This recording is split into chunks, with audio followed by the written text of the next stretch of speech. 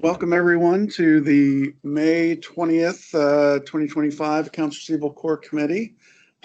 Good to see some faces in the room.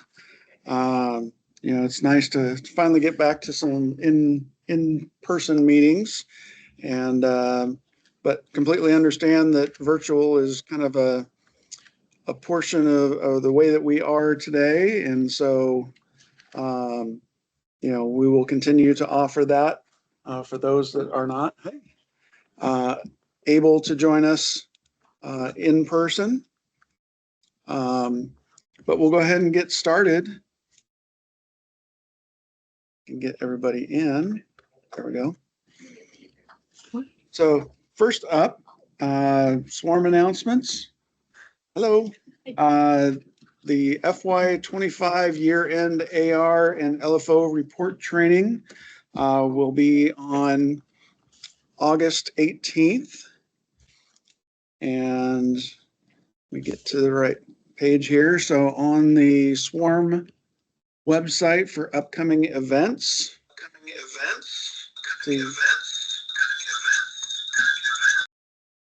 It was working. What happened? You'll see the upcoming ARC meetings as well as August 18th year-end report training at the Labor and Industries Building, Conference Room 260. For those that came last year, it's in the same spot. It will be at 10:30 a.m. Last for roughly about an hour and a half. It should be pretty much the same type of training as last year. We might, add a few more scenarios based on lessons learned from last year, but we are getting a little bit closer to, kind of having some consistency without having changes to the report formats or things like that. So that consistency, I think, makes it a benefit for everyone, where you can know what to expect to have to report and when to have to report it. So just wanted to share that with everyone. I know it's a few months out, but sometimes getting things on calendars, especially in summertime, that can be a challenge. We will record it like we did last time. Hopefully this time it actually records the actual presentation instead of getting cut off in the middle and having to re-record everything. But for those that aren't able to attend on August 18th, you will be able to watch the training and then confirm via email who and what date that was completed on. So no change there as well. So any questions on the year-end training? Is training required for the It is. So with that, we'll transition to our next agenda topic, which wanted to share that for the FY24 honor roll, we had 112 out of 126 agencies that received the honor roll. That is 88.9%, which is a 1.9% increase over FY23. We did want to share, so kind of just thinking for FY25, obviously we just completed the third quarter ARPM reporting, but as far as some dates that you will be need to be aware of coming up, obviously we just talked about the liquidated and delinquent account report annual training on August 18th. By the end of August, will be the target date for LFO to open the website.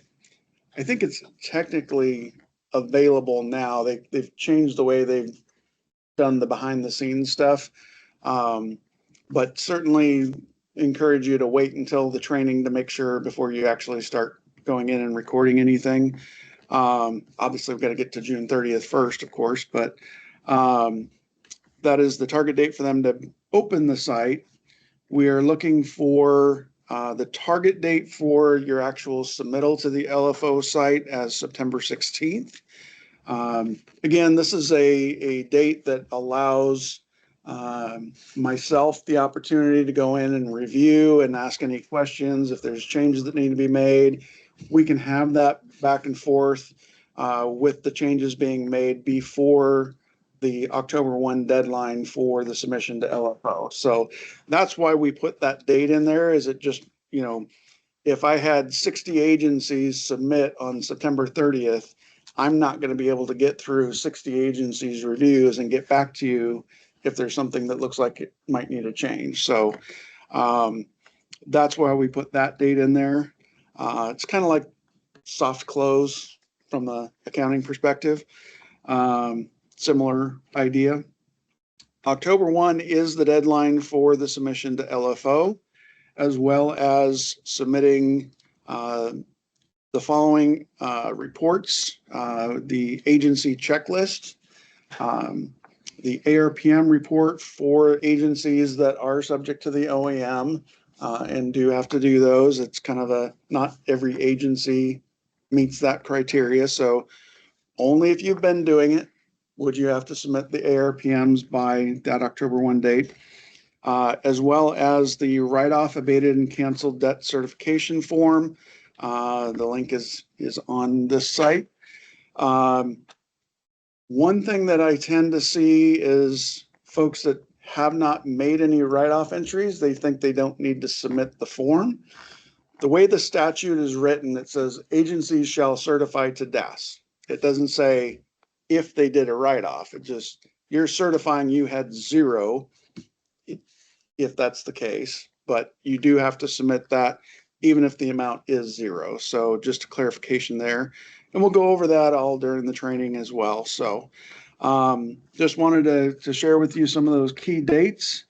And again, the October 1st deadline for the LFO, it is a statutory deadline. It's set by October 1.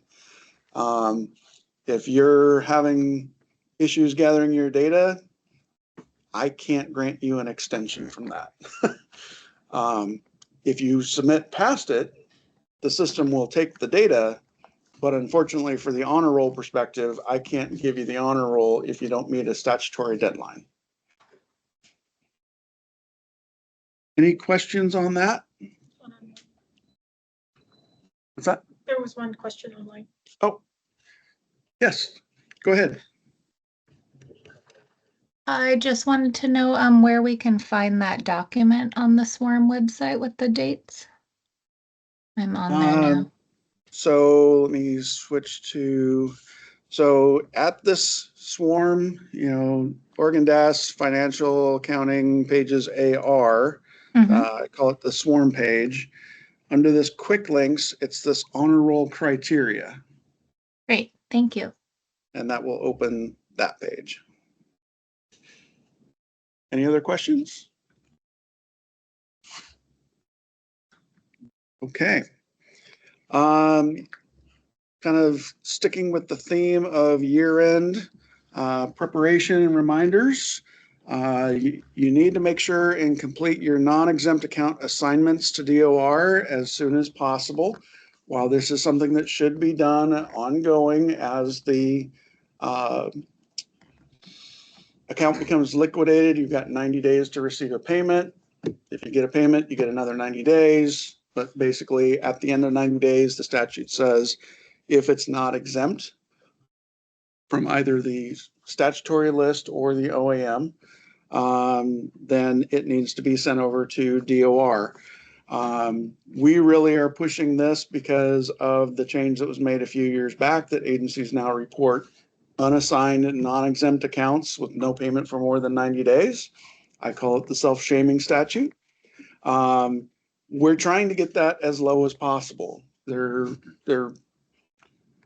should be very few reasons why you wouldn't have that assignment done if it meets that provision. If it's a matter of, oh, we've been talking with this person, we think they're going to make a payment. You need to make the understanding that if you don't get a payment within 90 days, you have a statutory obligation to make that assignment to DOR. Even if they pay you $5, $10, something, it'll reset that 90-day clock. You have more time to work with them. Like, let's say you're trying to negotiate a payment plan arrangement. Make some good faith payment so I can have more time to work with you. That would be one way to mitigate that kind of situation.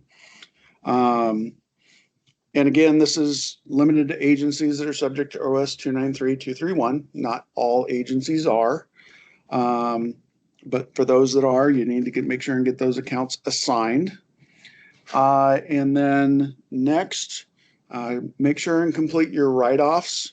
For those that do have accounts at DOR, if the account status is RWO or recommended for write-off, be sure and follow OAM 355010, where you would be evaluating your accounts.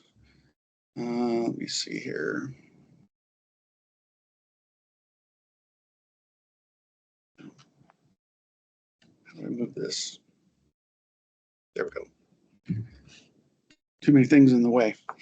So within 355010, the agency needs to make the reasonable efforts, and then they must adopt criteria to determine when accounts are uncollectible. The list in paragraph 104 is the AG approved criteria. You can adopt that criteria as your agency policy to then, why is it not changing my, there we go. I knew somebody was coming in.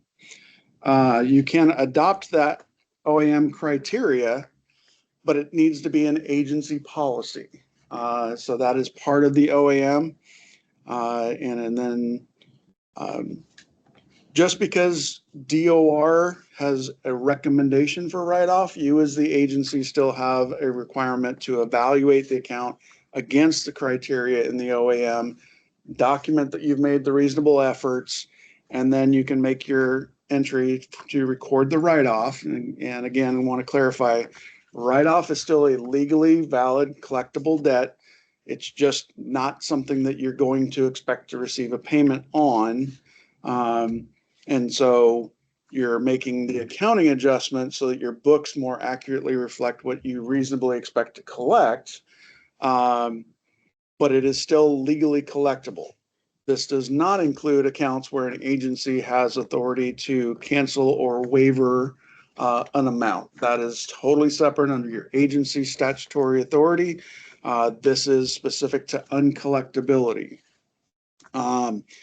When you make your accounting entry, you do want to make sure and record in the MPCD field the reason code, as you can see in here, W01, 2, 3, so on and so forth. One thing that I want to highlight that has become a point of emphasis for myself this year is there are agencies that are using the W09. In the statute and the policy, if 1 through 8 criteria doesn't fit for that account, or you have a program area that those accounts aren't going to fall under 1 through 8, you have to submit that criteria to the Attorney General and get it approved, and then you can use it. That's when you use W09. When you have a specific separate criteria approved by DOJ. I have yet to truly find many cases where 1 through 8 doesn't actually fit. When you're talking about the debtor not having any assets from which to collect, or it's a deceased debtor with no assets in the estate, I mean, a lot of these are very common. When it's in RWO, for the most part, either a criteria 1 or 4 is typically going to apply. DOR's made the attempt to collect. There's no assets that they can find to collect from. The real distinction here is 4 is a corporation that is no longer in business. There's still no assets to collect from, but it's a little bit of a distinction that it's a defunct corporation versus just an individual that doesn't have any assets. So when you're looking at the RWO and saying, okay, I want to write this off, it's more than likely going to fall under one of those 2 criteria. You could have a situation where the number 2 would apply, If it's a small balance, you continuing to do any collection, you're going to spend more money than what you would get if you were successful. So, but W09 is a very limited circumstance.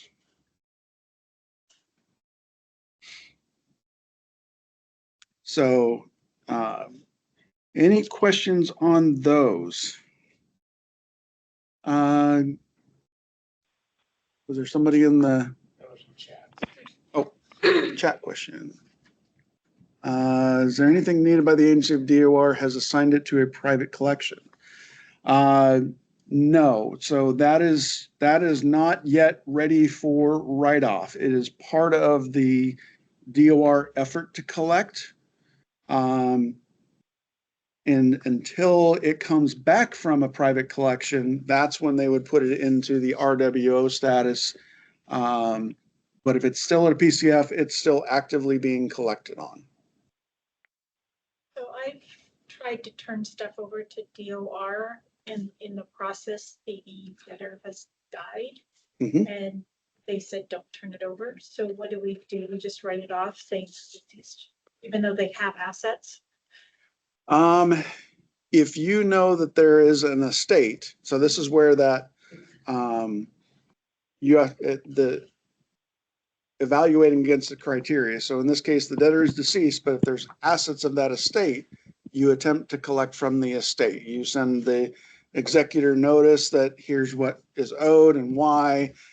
If the executor in the distribution of the assets may or may not have enough assets to get to your claim, depending on whether it's secured or not, but you would go through that process. If the estate closes and there's no more assets left after they've paid the secure creditors, then it meets the criteria 3. So for putting a lien on the property, do we need to go through DOJ for that? It depends. What is the nature of, so you have a loan, right? Well, this gentleman had a house, and we were trying to get a lien on it so that, because he had a huge debt that he owed, and we've just been struggling to get a lien put on it. And we asked DOR if they would do it, and they said, no, that's not part of the process. So the question would be do you as an agency have the authority to record a lien? For example, a civil penalty that has become final. In the civil penalty statutes, it says it can be recorded with the county, which is basically the same effect as obtaining a judgment. That then creates a lien on any property in the county in which you had that judgment, that then would apply to any of those assets. If it's just, I've got a debt, then you would have to go through DOJ to file a legal suit to obtain a judgment that then would create that lien from the judgment.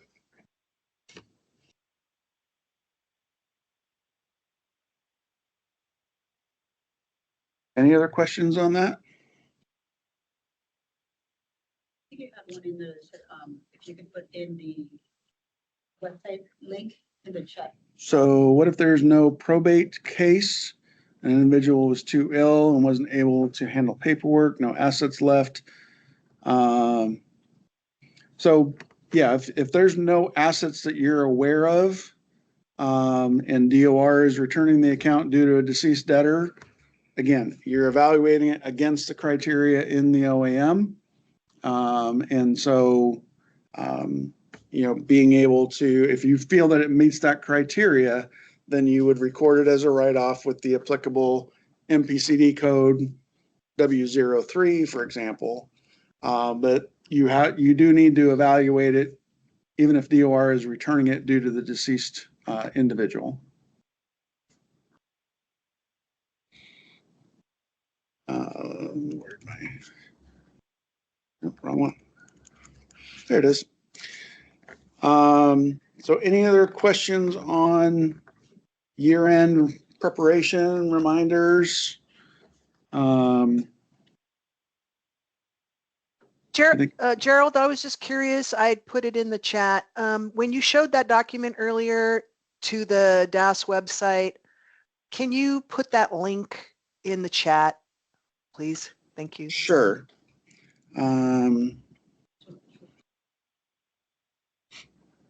So the link to which one? The, Well, the link to where your all the training and the reminders. Oh, uh, they'll all be in the minutes. That one. Okay. Okay. I'll Thank have you. them all in the minutes. That's usually the easiest way so that it's part of that complete package there. Any other questions? Okay. So while most agencies are doing this, we just wanted to take an opportunity to remind everyone that hasn't yet or may be wondering if they can pass a collection fee, like when your account gets sent to DOR, or if you're interested in charging interest on delinquent accounts. You do have the authority to do that. Let me get to the right one here. So within Chapter 35, you have 353020, which is the invoicing and interest. And in this policy, you have paragraphs 104 through 106 that talk about interest. You can charge interest, and again, this is for situations where you don't have some other written, like a loan document that specifies interest, something like that. Then ORS 82010 specifies that interest is 9% per annum. But you do have to notify them that, okay, your account, for example, you're in your first collection letter, your account is now past due. You have so much dates to dispute whether or not these charges are correct. If you don't pay by X date, interest will begin to accrue at 9% per year, so on and so forth. You're telling them what happens if they don't pay. Then you can actually begin to calculate interest after that date that you've notified them. And then the policy goes on to tell you how that gets calculated to make it the simple interest, not compounding. But you do have the authority to do that. You just want to incorporate that into your collection letters. And we'll go over the OAM on collection letters in a second. The second piece is if you want to pass the collection fee, like when you send it to DOR, they're going to retain a percentage of any collections that are made. If you want the debtor to be responsible for that, again, the policy says that the debtor needs to be made aware of that situation, that this is a consequence of them failing to pay. The account's going to go to the Department of Revenue. You can be responsible for, you will be responsible for those collection fees.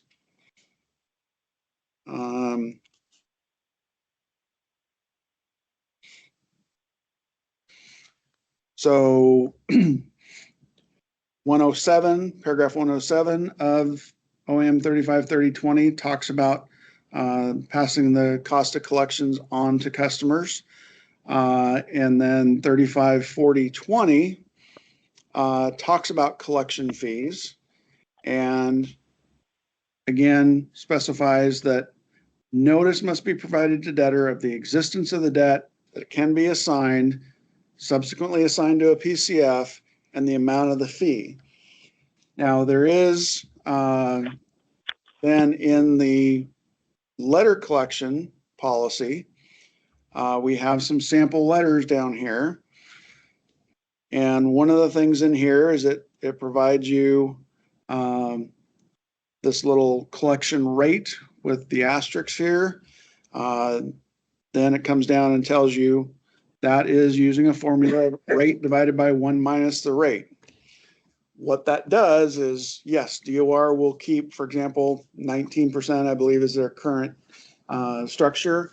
If you just added $19 onto a $100 debt and they collect 119, they're going to keep like 25. you're not getting $100 back. Using the formula, they add now like $27. They collect 127, 19% of that is $27. You get $100 back. That's where that passing that fee on to the debtor is. You need to make sure and use that rate or this formula when you're putting it in your letters, so that then that can be passed on to the debtor. So there is language in this sample. There's a couple different situations here. For example, this collection letter number 1 is when you're adding both the cost of collection and interest. So it has language for both. Sample letter number 2, you're incorporating the cost of collection, but you're not charging interest. So there's different examples of the portions that come out that talk about the interest. So the important part is you can do that. If you think that you're going to do that and you haven't been, you will want to reach out to Department of Revenue and have them create a program code for you that does any accounts that are sent to that program code will now pass the fee to the debtor and or pass the interest charges along. If you have a program code that doesn't have that, you start providing the notification, but you keep sending the accounts to the existing program code, you're not passing the fee yet. So that's just a reminder that you would want to verify with DOR that the program code that you're sending to is set up to pass the fee or to charge the interest. So any questions on that? I know I went through it rather quickly, but and again, it's a smaller percentage of agencies that aren't currently doing that. The statute doesn't say you have to do it. It is an option. There are some agencies that based on their agency mission, they choose not to do that, and that's perfectly fine. But if you're interested in doing it, that is the process that you would follow. Start sending out the language in your collection letters and any accounts that have been given that notice, send to the new program code that has it's set up to pass those fees. Yeah. One thing to keep in mind, and I'm not sure if DOR is online or not, but if you are transitioning into going under the new program code, to add on your DOR fee, if you have an old program code and DOR has an account under a payment plan, it's probably going to stay under that old program code because it would take more to transfer it onto the new program code and restart the notices and use the payment plan. But that's just something to keep in mind as you move forward. Yeah, I would say for the most part, I would encourage you to kind of draw a line in the sand and say, starting this date, we're using these letters, and therefore any of these accounts that are assigned with that are going to go to the new program code. Leave what's there. If you start moving things around, the DOR system will think that it's just a new assignment. It's going to start sending all the same first things like any other account. It's going to get very confusing for the person receiving those letters that, well, I've already been getting this notice, or I was on a payment plan, things like that. So yeah, this is kind of more of a start now and send everything to the new program codes after that.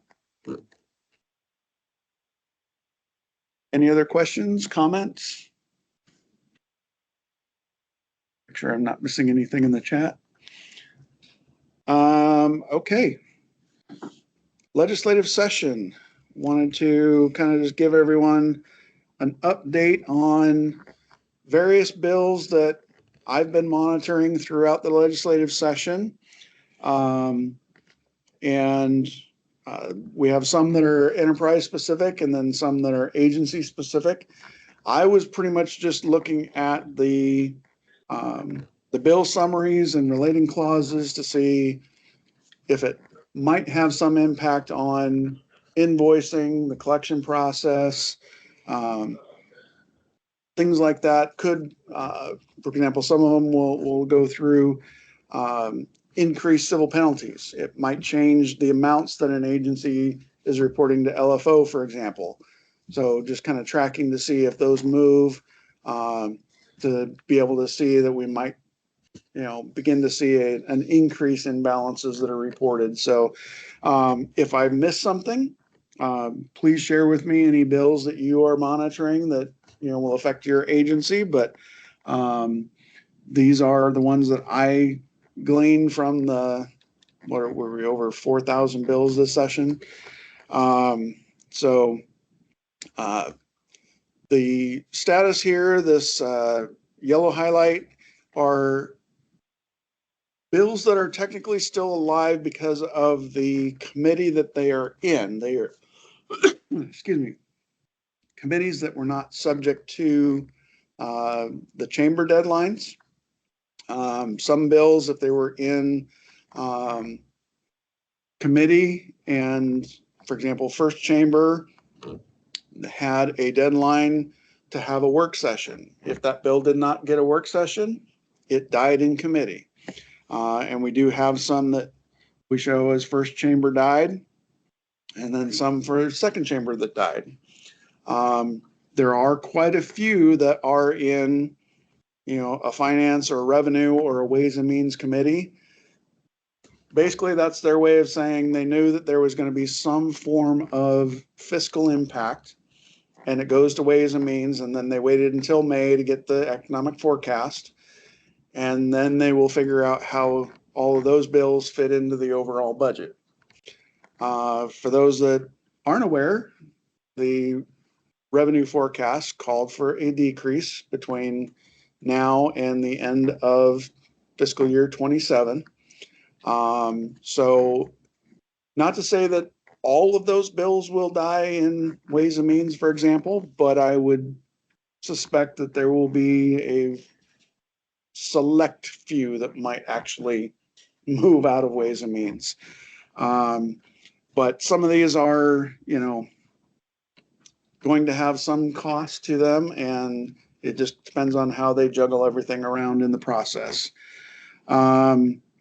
So I don't want to take necessarily the whole time to read all of these, but these first few are related to tax compliance and public contracting, and kind of updating how that tax compliance requirements occur and verification of tax compliance, et cetera.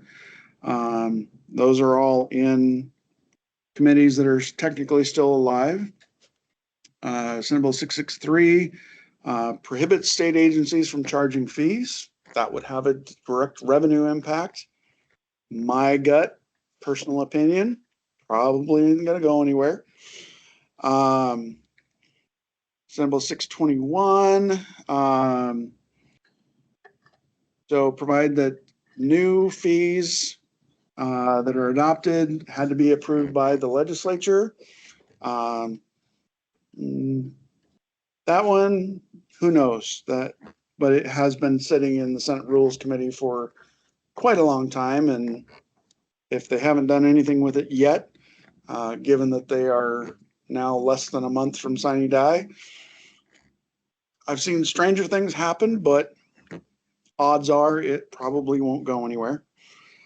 3518, this probably could have some impact on folks where the county recording fee, we were talking earlier about recording liens. This would affect that. It would increase that county recording fee. It basically kind of does a little bit of left hand, right hand, moving money in pockets. I don't know how much of a real increase it is. It kind of changed how that money, when you make a recording, how it gets distributed. So we'll see how that moves forward, but that was at the request of the Oregon counties. I think it was because they were the ones responsible for distributing that money. Excuse me. House Bill 2463. This one actually is moving, and basically we're just waiting for it to be signed. Excuse me. What that did is it increased the amount of time for a defendant to respond to a small claim case from, I believe, 14 days to 30 days. Doesn't really change the rest of the process. I think they just felt that 14 days was probably not sufficient for that defendant to have the opportunity to file their response in court. So, especially if it's being sent via USPS, we all know how long some of those can take. So, I think that's where a lot of that one came from. So here we get into some of the agency-specific bills. 3188 creates a new program for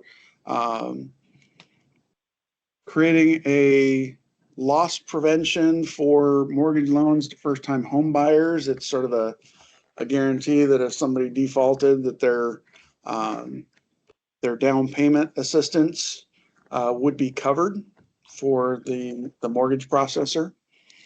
At least up to the -3 modified the amount of up to $5,000. So it's a new program for them. May or may not create a whole lot of new AR, but it could. Employment Department, this is another one that is moving, or I should say has been signed and is effective 91 days after signing die.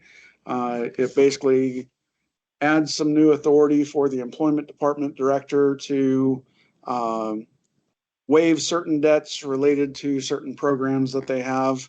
And so it expands some of the authority that they already have to some additional programs, is a very generic way of describing that one.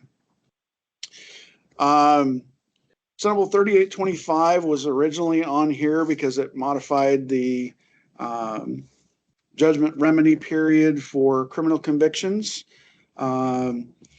It has basically had a gut and stuff to where it is now only applicable to convictions for possession of less than an ounce of marijuana, and clarifies that if it was before July 1 of 2015, those judgment remedies are gone. And it changes it to 10 years for any that are after that date. Whereas most criminal judgments have a 20-year life cycle. So what was going to be potentially very impactful on judicial's AR is now probably a much smaller set of accounts. So Department of Revenue, 3745 provides for cancellation after 10 years of an uncollected tax debt. I believe currently it is 7 years under certain cases. So it changes that a little bit. That one has kind of just been sitting in the Revenue Committee. Housing and Community Services, guarantee a house developer's payment of system development charges. So this is actually for local governments, cities, for example, where a developer wants to come in and there are certain development charges that apply. If certain things didn't occur within that development, then that developer, they defer some of those system development charges, I think is the best way to say that. This basically says, hey, even if anything happens, the state will still cover those. So it basically is a cushion for that local government to make sure that they're not going to be dealing with the issue down the road.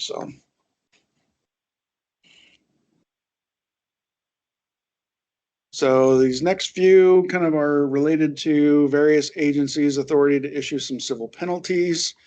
Racing Commission has actually moved quite along rather quickly so far this session.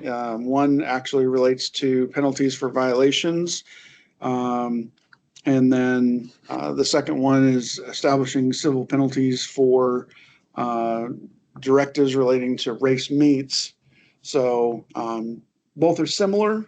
One had a few other things in it, like their authority to, if they're out doing an audit, that they actually can, in the course of the audit, place a wager to see how it goes through the system. It's not, somebody out gambling in their in their role as an auditor, but it was necessary for them to do that work as an auditor. But they needed that authority to do that. And similarly, State Fire Marshal's Office, This allows the fire marshal to seek recovery for actual costs of fire abatement. As we all know, been in the news a lot, the increased cost of wildfire fighting. This is one way of doing that. If they have certain folks that they feel were responsible for that fire, they can, this is a way they can do that. And then some changes to the permitting process and agreements for municipalities and the electrical contractors, the elevator board, electrical and elevator board.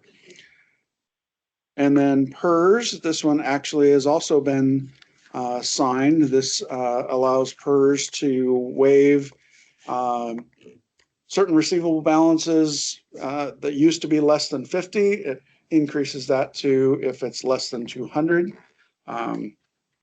And so the PERS board can waive those if it's under that amount.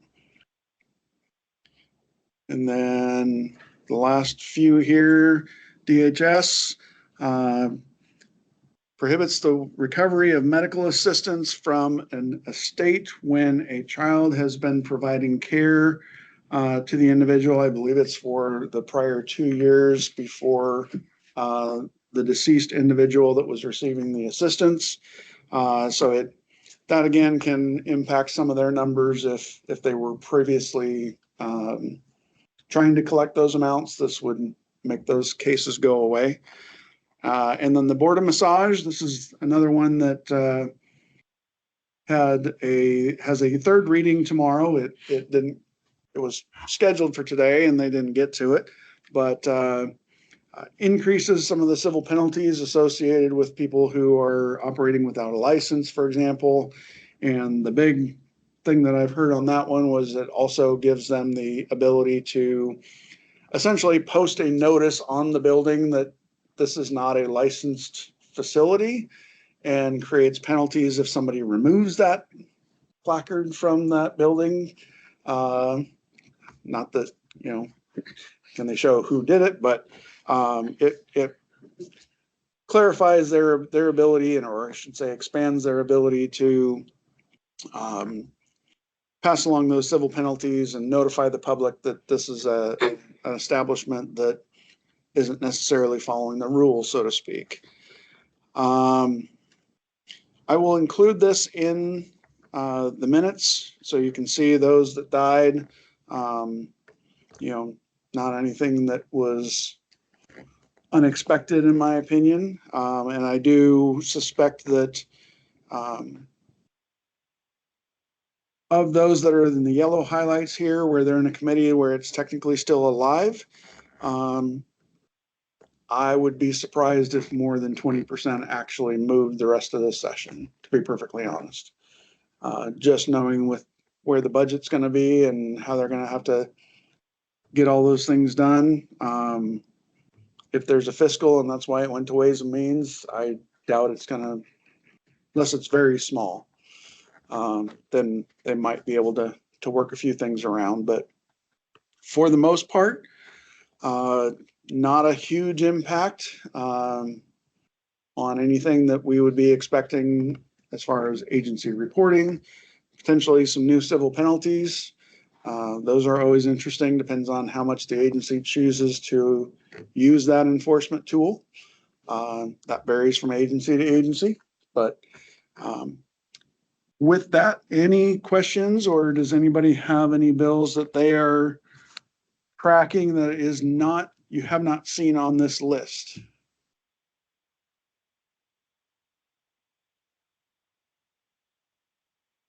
Nobody online?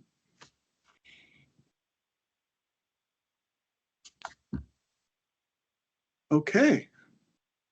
Anybody have anything for roundtable? Any general topics, questions?